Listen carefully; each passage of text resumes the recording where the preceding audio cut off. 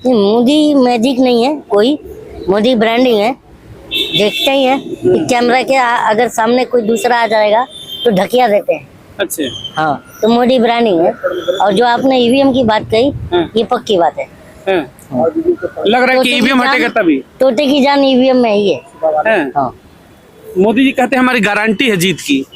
जीत की मोदी जी की गारंटी आप दे रहे हो। मैं गारंटी दे रहा हूँ मोदी जी को कि अगर ईवीएम बैलेट पेपर से चुनाव हो गया ना तो पार्षद का चुनाव भी नहीं जीत पाएंगे। ये मेरा गारंटी है। जब हमें विश्वास नहीं है ईवीएम पर और तुम जबरदस्ती, आप गुटखा खाते हो? नहीं।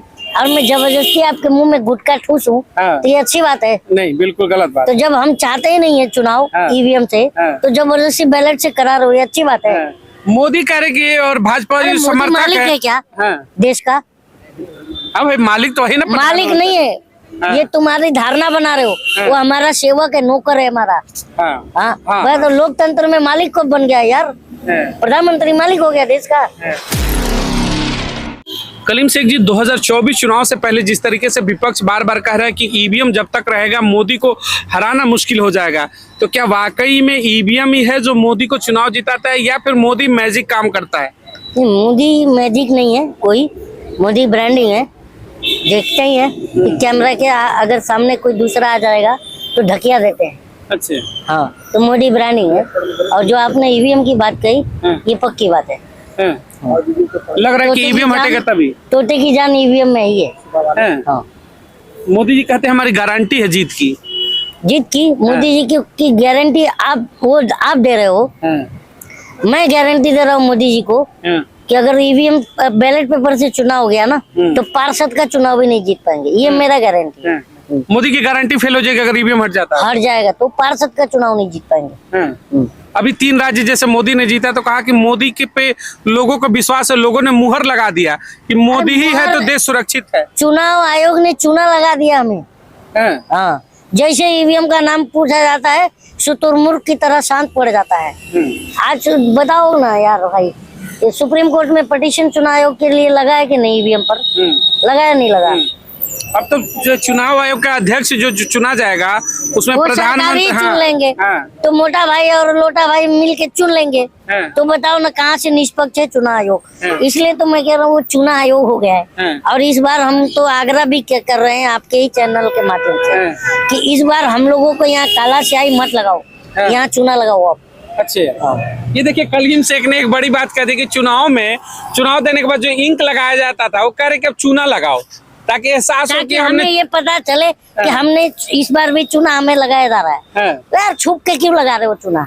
सामने से लगाओ, खुल के चूना लगाओ, खुल के लगाओ। जब हमें विश्वास नहीं है ईवीएम पर और तुम जबरदस्ती, आप गुटखा खाते हो? नहीं। और मैं जबरदस्ती आपके मुंह में गुटखा ठूसूं तो ये अच्छी बात है? नहीं, बिल्कुल गलत बात। तो जब हम चाहते ही नहीं है चुनाव ईवीएम से तो जबरदस्ती बैलेट से करा रहे हो, ये अच्छी बात है? मोदी कह रहे कि और भाजपा जो समर्थक मालिक है क्या देश का? अब भाई मालिक तो है ना, मालिक नहीं है। ये तुम्हारी धारणा बना रहे हो। वो हमारा सेवक है, नौकर है हमारा। वह तो लोकतंत्र में मालिक कब बन गया यार? प्रधानमंत्री मालिक हो गया देश का कि जनता मालिक है? समर्थक भाजपा के जनता मालिक है क्या प्रधानमंत्री? ये बताओ। जनता मालिक है ना? तो फिर ये कैसे मालिक बन गया? भाजपा कहती है कि मोदी मालिक है। अरे भाजपा है तो चॉकलेट के लालच में पड़ोसी को पापा बोलते हैं वो लोग। जो संबित पात्रा ने बोला नहीं था नरेंद्र मोदी देश के बाप है। अबे तेरे बाप है, 5 साल में तू बाप बदलेगा, हम थोड़ी बदलते हैं। हम प्रधानमंत्री बदलते, देश के बाप है वो कहा था ना संबित पात्रा। और मान लो कि अगर चुनाव में बदल गई राजनीति और मोदी हार जाते हैं तो बाप बदल लेगा ना? बाप बदल जाएगा, बदल जाएगा। वो बदलता है संबित पात्रा। लोकतंत्र में तो चुनाव गोबर पात्रा, तो गोबर में कोई नूर ढूंढता है। अरे भाई पढ़े लिखे डॉक्टर हैं, आप कहे उनसे ऐसे करे, पसीना छुड़ा देते हैं विपक्ष का, कहते हैं कि पसीना वो क्या छुड़ाएगा विपक्ष का? मेरे साथ बैठा दो ना एक बार। और उसके बाद उसका डायपर चेक करना, गीला नहीं मिला तो जो बोलो मैं हारूं। संबित पात्रा को आप चैलेंज कर रहे हो? कलीम शेख का चैलेंज है कि डायपर गीली कर देंगे। गीली आप छू कर देखिएगा। गीला नहीं मिला तब बताइएगा। विद्वान आदमी है, मोदी जी कितने बड़े समर्थक हैं, खुल के बोलते हैं कि मोदी हैं तो युग पुरुष है, विद्वान है, ऐसा बोलते हैं ना? कहते डॉक्टर हूँ। तो ये बताओ, ये विद्वानों को ये पूछो कि अबे गटर से गैस निकलता है क्या? कौन निकालता है? ये विद्वान लोग ही निकालते हैं ना।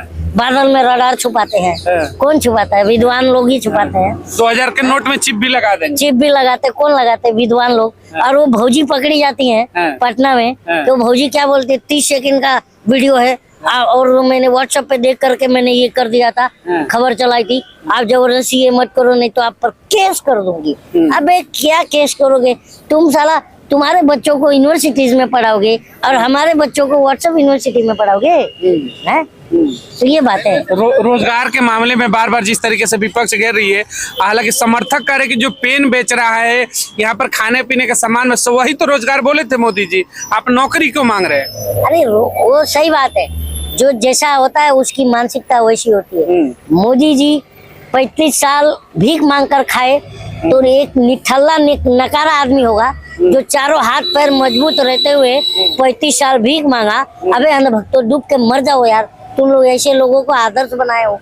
हाँ बताओ, हट्टा कट्टा तुम भी वो भीख मांगोगे 35 साल? नहीं, हम तो भाई काम कर रहे हैं। हाँ काम कर रहे हैं ना। तो बताइए, ये चाय भी बेच लिए। अब ये सिंपल सी बात है कि इनकी पैदाइश। अबे अंधभक्तों, अभी आज मेरा वीडियो देखेंगे तो इनको मैं संदेश दे रहा हूँ कि चुल्लू भर पानी में ना डूब के मर जाना, वो भी गटर वाले पानी में डूबना सालो, क्योंकि उसका एक रीजन है कि प्रधानमंत्री ने 1949 में प्रधानमंत्री पैदा हुए। 1949 सितंबर में, राइट है। और 11 साल में घर छोड़ दिया। कितना हो गया? 1960 में। और 35 साल भीख मांग लिया तो कितना हुआ? 90 हो गया। 1995। 95। तो इन अंधभक्तों से पूछो कि अबे चाय कब बेची थी? हिमालय भी गए थे। और हाँ, हिमालय भी गए थे और बांग्लादेश की आजादी की लड़ाई भी लड़ी, सत्याग्रह भी कर दिया था। तो ये अंधभक्तों से पूछो, इतना झूठ बोलता है ये अंधभक्त, ताली बजाते हैं। गजब के अंधभक्त भी निकम्मे निठल्ले हैं। बताओ। अरे मोदी के बारे में मत बोलिए। अब मोदी नहीं तो मैं, मोदी नहीं तो तुम, मोदी नहीं तो 140 करोड़ देश। अबे मोदी एक झूठा चेहरा है। ये अंधभक्तों उसको लेके नाच रहे हो, कसम से अंधभक्तों। राम मंदिर का उद्घाटन करने जा रहे हैं, जनता कह रही है मोदी मोदी मोदी। यार मेरे भाई, मैं मंदिर मस्जिद पर नहीं जाता हूँ। अयोध्या में मस्जिद भी बन रहा है जिसमें 9000 नमाजी नमाज पढ़ेंगे। अयोध्या में मंदिर भी बन रहा है भव्य।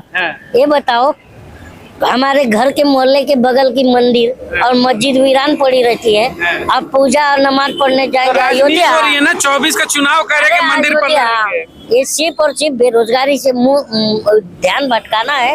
ये बताओ कि नेल्सन मंडेला क्या जानते हो? वो क्या कहते थे? वो कहते थे कि जब सरकारें विफल होती है तो धर्म का चोला ओढ़कर जनता में आती हैं। तो ये निकम्मी सरकार है। ये धर्म का चोला ओढ़ ले रहे हैं राम मंदिर के नाम। ये बताओ, 2 करोड़ रोजगार मिल गया क्या? 15 लाख मिल गया क्या? अरे कि रोजगार नहीं, मैंने बोला था कि रोजगार का तरीका बताएंगे। पकौड़े का उदाहरण दे दिया, करे पेंसिल बेच रहा है, गुब्बारा बेच रहा है, ऑटो चला रहा है। इस बार जनता जो है रोजगार का ये मतलब समझाएगी और मोदी जी को एक केटली और एक भीख का कटोरा थमाएगी और बोलेगी दोनों में से एक ही काम चूज कर लो, या तो भीख मांगो या तो चाय बेचो। मोदी जी का झोला तैयार हो, कह रहे कि हम झोला उठा के चले जाएंगे, हमारी चिंता मत करो। राहुल गांधी अपनी चिंता करें, हम दौड़ा के चेक करेंगे झोला। क्या चेक करेंगे? उसमें कुछ मिलेगा? कटोरा मिलेगा, अंबानी मिलेगा, सारे इंस्टीट्यूशन उस झोले में मिलेंगे। रेल, भेल, सेल, एयर इंडिया सब तो गया है ना, BPCL। मोदी जी का आप लोग झोला चेक करेंगे, विपक्ष चेक करके इंस्टीट्यूशन निकाल लेंगे बाहर और उसके बाद बोलेंगे जाओ बेटा। मोदी के सामने विपक्ष टिकेगा? मोदी कह रहे मोदी सुनामी है, सुनामी है मोदी। आंधी है, आंधी उड़ जाएगा सब। ये आंधी है, आंधी है। एक निकम्मा जो है फर्जी गांधी बना था। देश के प्रधानमंत्री को मैं प्रधानमंत्री को नहीं, वो पूरा सुन रहे नहीं हो। एक निकम्मा नालायक आया था 2014 के पहले और वो कहता था अन्ना नहीं, ये आंधी है, देश का दूसरा गांधी है। और वो अन्ना कहाँ से गन्ना लेके पड़ा है, सोए पड़ा हुआ है कि उसको भ्रष्टाचार भी नहीं दिख रहा, लोकपाल भी नहीं दिख रहा। और वो जा करके, मेरे को पता है, बाबा रामदेव भी थे, कह रहे थे कि 35 रुपए पेट्रोल करा देंगे। उनको नहीं ढूंढेंगे, केवल अन्ना को ढूंढेंगे। 1.25 आंख भी ढूंढेंगे, सलवार ढूंढे थे। वही अंधभक्तों का तो वही क्रियाक्रम बता रहा हूँ मैं आपको, करतूत बता रहा हूँ अंधभक्तों को।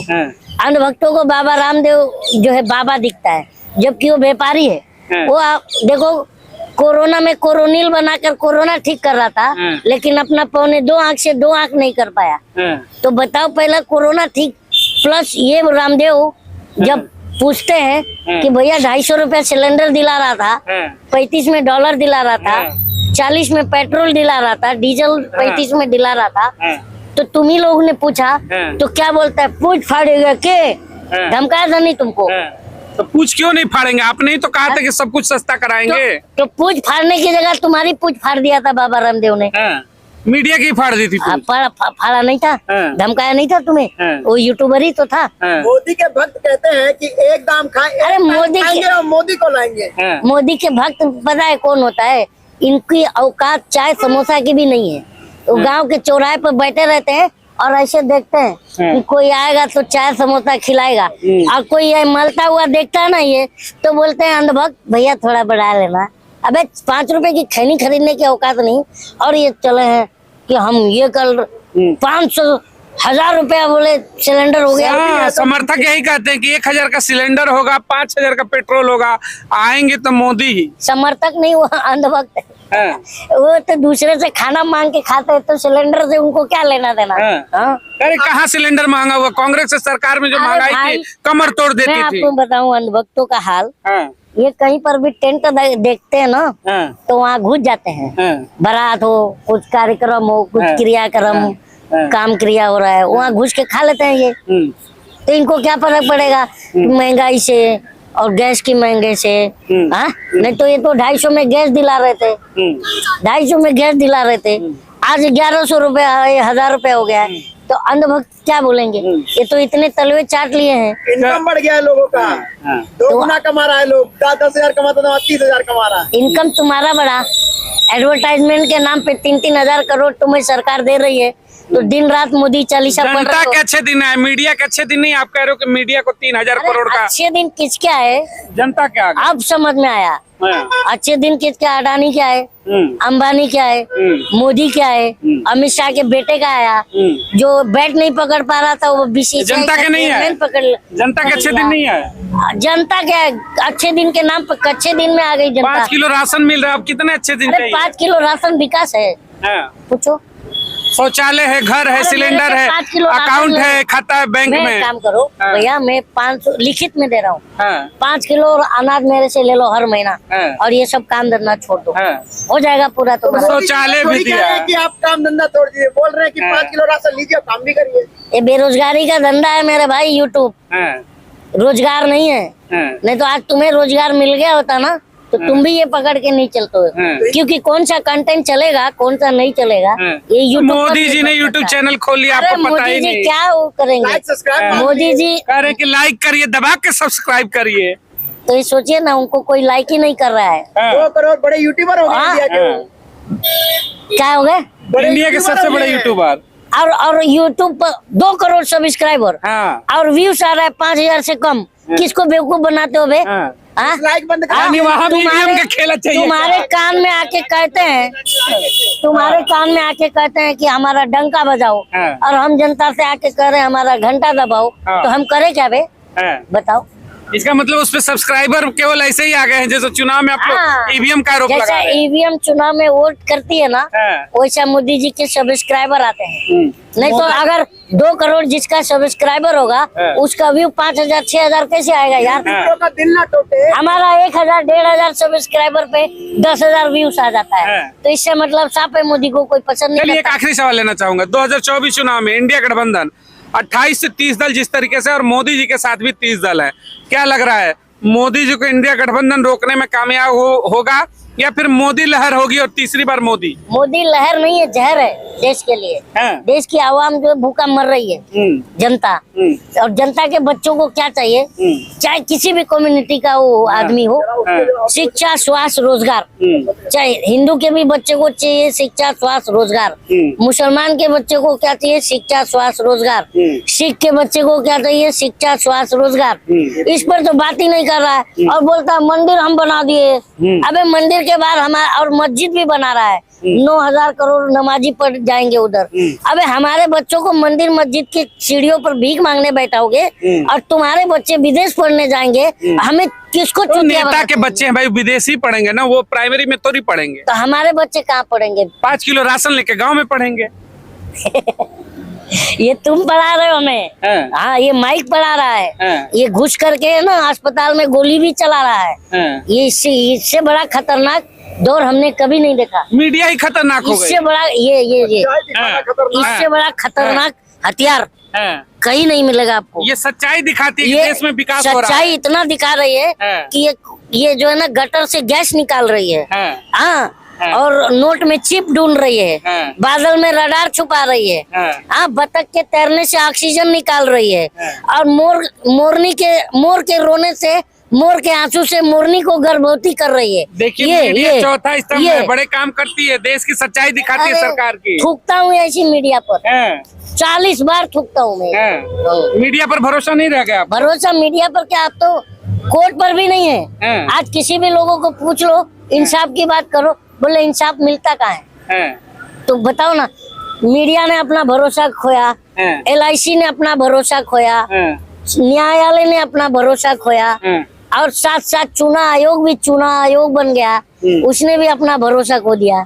चलिए। मोदी ने भी अपना भरोसा ये हमारे खोया। साथ कलीम शेख कौन जी थे। भरोसे लायक है हाँ। बताओ? हाँ। कौन है? मोदी है भरोसे लायक। मोदी है तो मुमकिन है, मोदी है तो जीत की गारंटी है। If you going to type in Google world stupid PM, then Google said Narendra Modi among the most stupid prime minister of the world. विपक्षियों की I'm चाल not है। saying that, and not put it विपक्ष, just go and Google said. ये विपक्षियों Google की is- चाल है। America में जाकर Google गूगल is- से ये सब कराते हैं, अच्छा बेइज्जती कराना चाहते हैं अपने देश के पीएम का। अच्छा, तो ये विपक्षी गए थे क्या? अब के बार ट्रम्प पर सरकार इतना बना पनौती कि ट्रम्प के पीछे लगा, ट्रम्प भी गया। हाँ? भी तो आए हमारे देश। अरे मेरे दोस्त, जो इनका दोस्त बना वो गया, चलिए, महिंद्रा राजपक्षे बना वो भी गया। एक आखिरी सवाल, कितनी सीटों की उम्मीद है? सुनो तो सही, हाँ। और नेतन्याहू की भी लग गई अब। हाँ। ठीक है ना, वो बैलर लग गया था। हाँ। नेतन्याहू को भी उसकी देश की जनता भगाने को तैयार हो गई है। हाँ। आंदोलन हो रहा है। हाँ। तो आप सोचो, ये जिससे चिपक रहे हैं हाँ। वो भी गायब हो जा रहा है। आप लोग कितना भी मजाक उड़ा लीजिए, मोदी जी के आंखों में आंसू आ जाते हैं। देश की जनता पे जो कुछ खुद होता है एक तो मजाक है, उसको क्या उड़ाएंगे जाए बताओ ना। आंखों में आंसू झलकते हैं उनके देश की जनता के लिए। देश की जनता के लिए आंसू। हाँ। आपने रोते हुए नहीं देखा? हाँ। हाँ, रोते हुए तो मैंने आडवाणी जी के लिए भी देखा, लेकिन उठा के कब्रखाने में फेंक दिया उसको। कुछ चंद लाइनें हाँ। बोलेंगे, चंद लाइनें गुनगुनाना चाहेंगे सरकार के ऊपर चुनाव को लेकर के? क्या गुनगुनाए? कुछ चंद लाइनें। देखिए, ये है कि मोदी से बड़ा घमंडी हाँ। कोई है नहीं। हाँ। तो हमने, जनता ने एक ही बात समझ में आई है हाँ। कि चल के तेरे भाषण में गुमान और ज्यादा, चल के तेरे भाषण में गुमान और ज्यादा, घटने लगी है भक्तों की तादाद बहुत ज्यादा।